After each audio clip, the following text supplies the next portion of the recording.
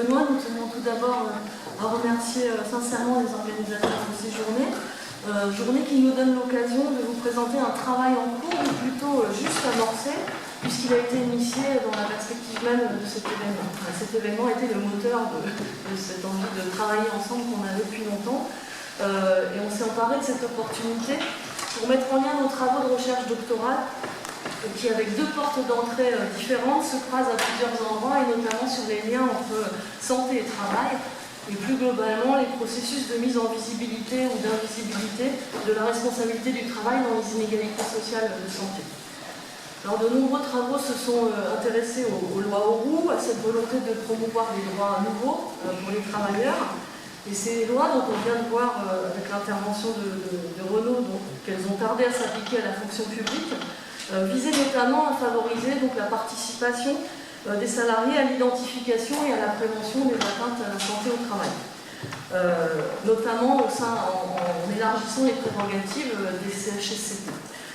Elle ne remettait toutefois pas en cause la frontière historiquement construite et juridiquement construite entre la santé au travail et la santé publique.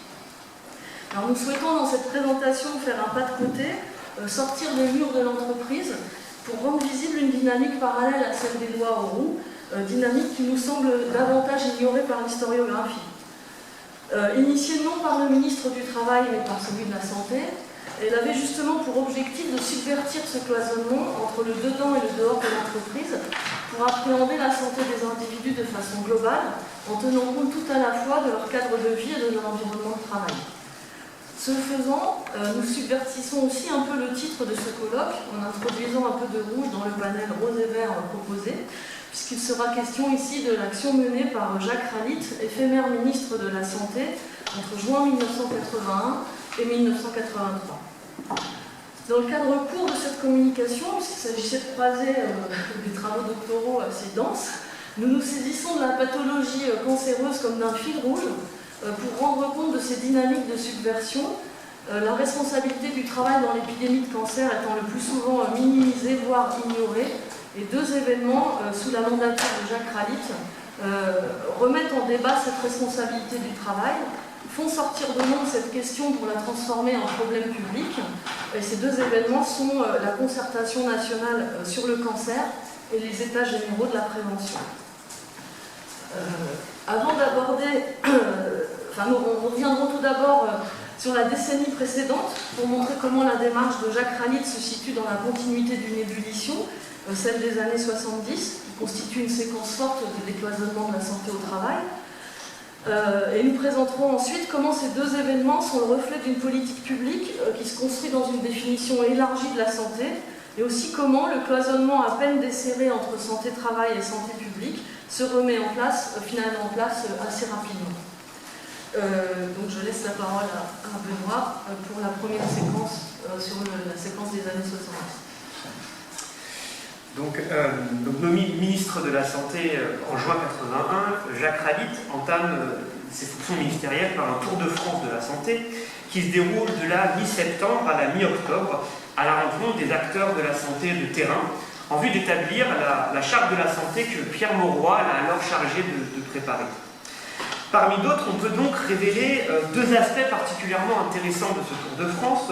Le premier est la place accordée au travail et aux conditions de travail, puisque la première étape de ce Tour de France se situe très symboliquement dans le Nord-Pas-de-Calais, à la rencontre des travailleurs du textile, des mineurs, des métallurgistes.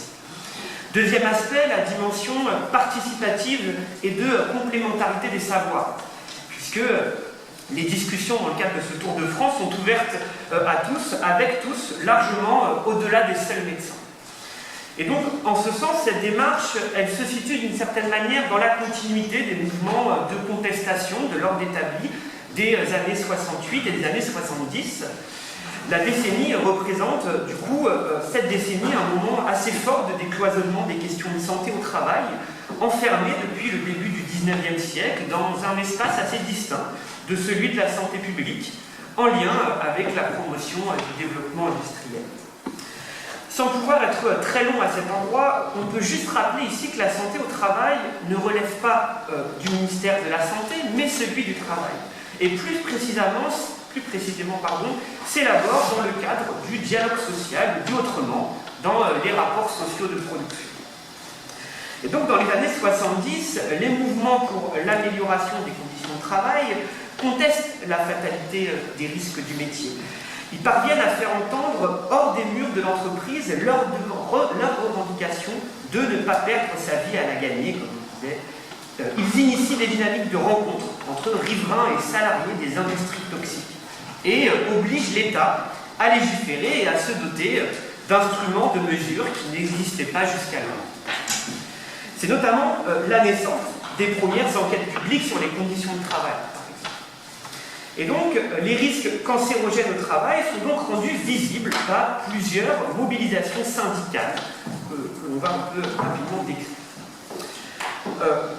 On peut évoquer ici le combat des ouvriers d'Amisole à Clermont-Ferrand pour la reconnaissance de leur contamination à l'amiante en 1976, mais il existe aussi des mobilisations contre le chlorure de vinyle monomère, largement utilisé dans la fabrication du PVC, comme la mobilisation des militants CFDT de l'usine Rhône-Poulenc de Saint-Auban, ou celle des militants CGT de l'usine Solvay à Tavaux dans le Jura. Soutenue par des chercheurs militants, cette mobilisation aboutit d'ailleurs à l'inscription de l'angiosarcome, un cancer du foie très rare, au tableau 52 des maladies professionnelles en 1967. Les risques radioactifs sont également dénoncés, notamment par des militants CFDT du secteur nucléaire et des militants CGT de la métallurgie qui s'alarment également des risques liés aux fumées de soudage. On peut évoquer une autre expérience à l'initiative ici d'un courant mutualiste, celui de la mutualité des travailleurs d'obédience cégétiste, qui va mener plusieurs expériences d'épidémiologie populaire et de dépistage des cancers pleuraux à la fin des années 70. Cette mutualité est née en 1936 dans le département des Bouches-du-Rhône et elle gère alors un réseau de centres de santé, né de la coopération entre des sociétaires mutualistes, souvent des travailleurs des industries, des militants syndicaux, politiques et des médecins communistes, pour la plupart d'inspiration gramscienne. Leur politique médicale de transformation sociale est alors orientée vers la prévention et la lutte contre la nocivité dans le milieu de travail et dans le cadre de vie. Donc, ces mutualistes, ils diffusent et se réapproprient les travaux du psychosociologue de l'université de Turin, Ivar Odone, qui, dans un contexte italien de lutte ouvrière, a développé une approche basée sur la récupération de l'expérience ouvrière, productrice de connaissances, qu'il dit brutes, sur ses conditions de travail, sur ses souffrances, et qu'il s'agit de relier à celle de l'expertise médicale pour construire des politiques d'identification des nuisances, de contrôle et d'élimination des risques. Donc, vous avez ici le charte d'Ivar Odone. Au sein des centres de santé de Porte-de-Bouc et de La Ciotat, une action recherche tournée vers la prévention se met alors en place pour démontrer l'impact de l'exposition à l'amiante sur la santé des ouvriers. Contre les instances patronales de l'entreprise d'amiante ciment et thermite et du chantier naval de La Ciotat, en dehors des filières officielles, cette démarche permet de révéler de nombreux cas d'asbestose que les médecines du travail et de ville avaient été incapables jusque-là d'identifier.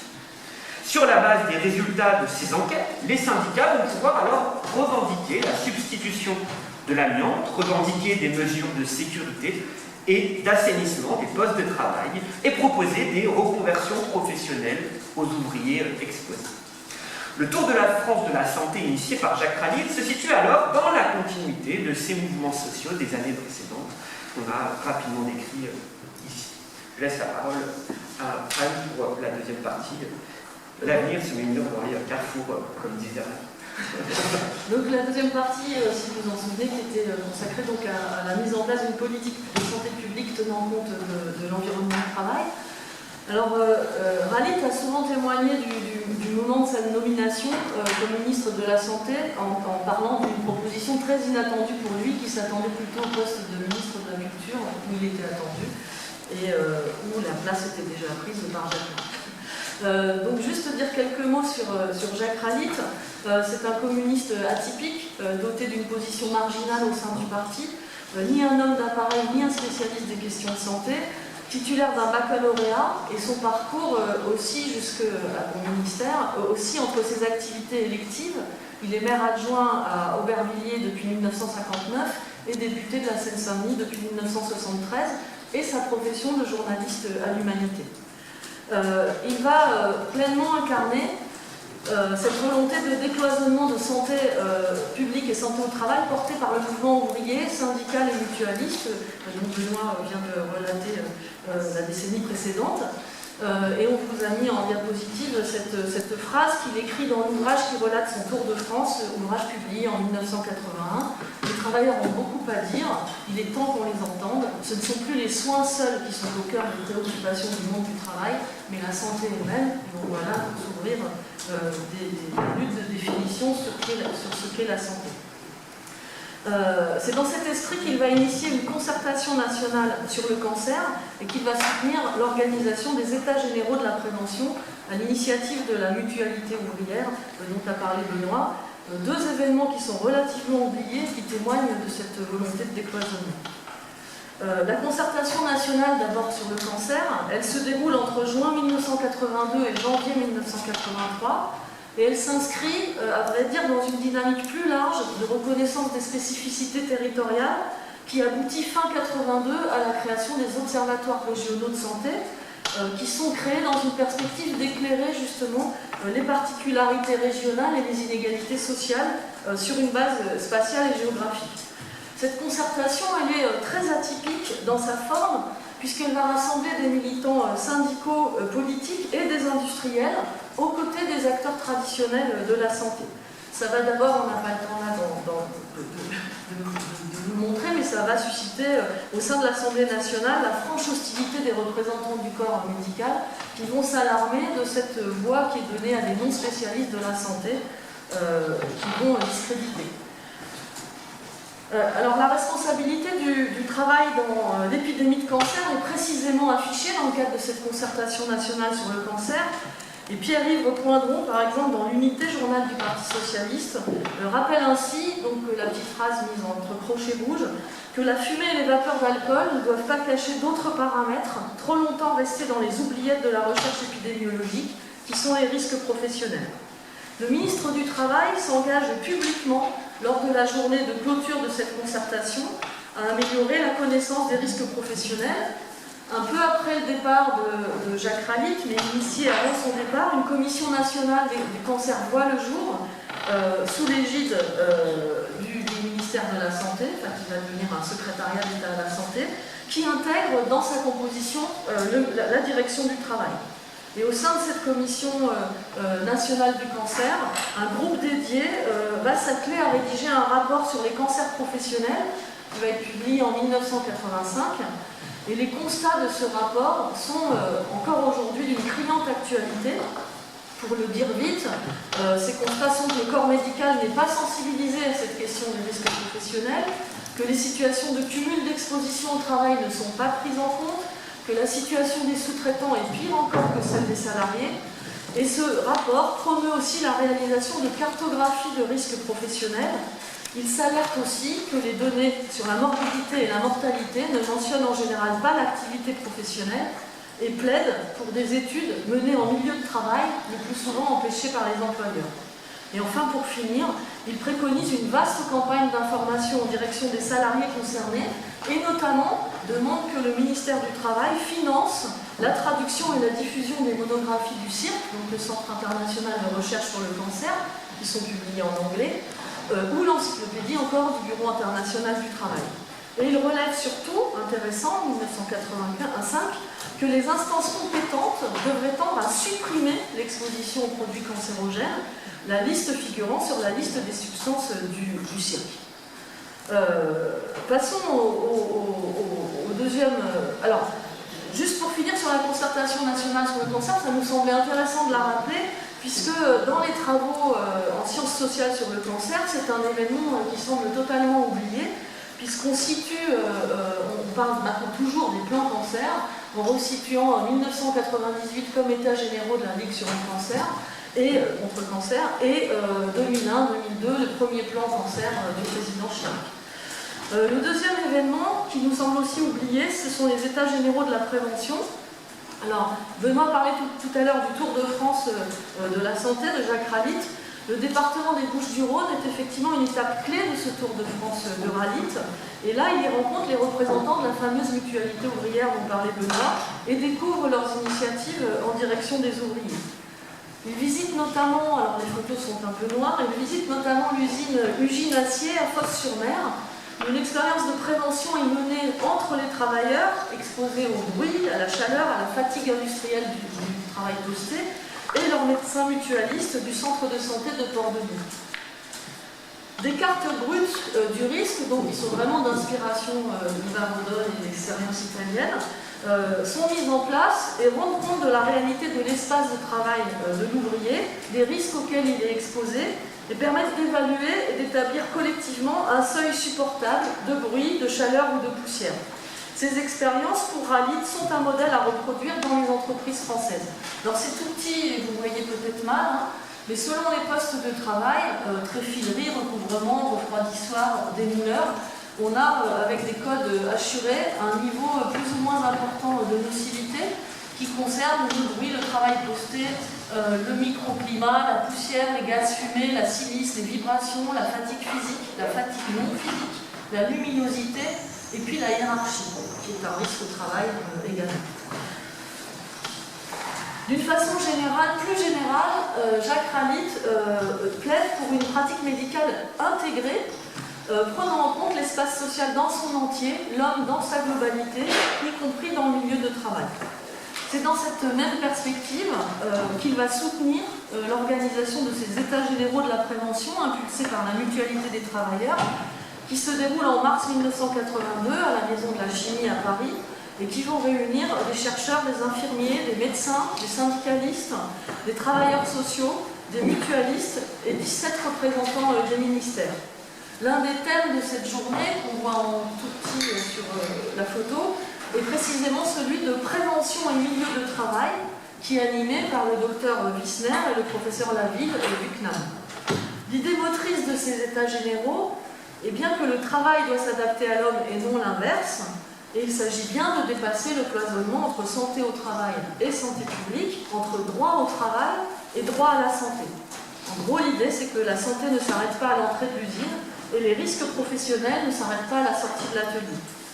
De nombreux militants syndicaux et ouvriers interviennent pour partager leurs expériences de participation à l'action préventive et à la socialisation des savoirs, notamment dans les centres de santé. On peut citer par exemple les travailleurs de Renault-Flin qui ont réussi à mettre au point un système de montage évitant aux ouvriers accroupis les accidents de la colonne vertébrale, ou encore les ouvriers des chantiers navals de La Ciotat qui, après 71 jours de grève et l'aide d'ingénieurs et de médecins mutualistes, ont inventé un système d'évacuation des fumées de soudage à l'origine de cancers dans la profession des métallurgistes. Et c'est aussi, on tenait quand même à le mettre, parce que ça nous semble très intéressant, c'est aussi un collectif femmes qui s'est constitué au sein du centre de santé de Port-de-Bouc, parce que être femme de travailleur posté, c'est un véritable métier, et que le milieu de travail contamine selon elles aussi la famille. Elles doivent au quotidien aligner leur rythme de vie sur celui de leur mari, et si elles assurent les responsabilités du ménage et de l'éducation des enfants, elles doivent également porter une attention constante à leur mari, que leur travail nocif rend fatigués, sourds et irritables. Peu de temps plus tard, elles découvriront que les poussières d'amiante auxquelles leurs maris sont exposés les contaminent aussi. Jacques, on fait vite parce qu'il nous reste peu de temps. Jacques Ralite, en clôture de ces états généraux, peut déclarer « Du continent inconnu du travail, j'ai vu ce matin les témoins, voire les victimes. Le but de notre gouvernement est de réconcilier les Français avec leur entreprise. Les travailleurs doivent prendre en compte la promotion de leur santé dans tous les lieux où ils vivent et où ils travaillent. » Je repasse la parole à Benoît pour la troisième partie. Oui, on a évoqué cette poursuite de cette approche, mais à l'échelle plus locale, évoquant l'échec d'une politique publique nationale. Alors, je vais être un peu rapide, mais les états généraux de la prévention et la concertation nationale sur le cancer qu'on vient d'évoquer ont incontestablement joué un rôle essentiel pour faire sortir des murs de l'entreprise les questions de prévention et de santé au travail, les réinscrivant dans le débat public. Cependant, les marges de manœuvre de Ralite sont réduites et particulièrement encadrées par le ministère des Affaires sociales, qui contrôle le volet financier des politiques sanitaires, comme d'ailleurs Renaud-Guay, le politiste, l'a démontré en travaillant sur la réforme hospitalière de cette époque. Tant que Nicole Questiot en est à la tête, les relations sont plutôt bonnes avec Jacques Ralite, puisque tous les deux sont assez sensibles à une conception de la santé qui n'est pas guidée par une logique purement comptable. Et puis les rapports avec ce ministère des Affaires sociales, dominé par des hauts fonctionnaires, vont devenir plus conflictuels après la nomination de Pierre Bérégovoy en juin 1982, pour qui la maîtrise des dépenses de santé, pour qui l'équilibre des comptes de la sécurité sociale est une véritable priorité politique. Par ailleurs, Ralite il fait face à une forte opposition en grande partie émanant du corps médical, rassemblé au sein du mouvement Solidarité médicale, fondé pour l'occasion et en référence à Solidarnosc. Des médecins hospitaliers sont vent debout contre le projet de suppression du secteur privé à l'hôpital public que porte Ralite. Près de 50 000 personnes vont alors défiler dans la capitale en septembre 1982 pour s'opposer justement au projet de Ralite, accusé de vouloir alors enterrer la médecine libérale.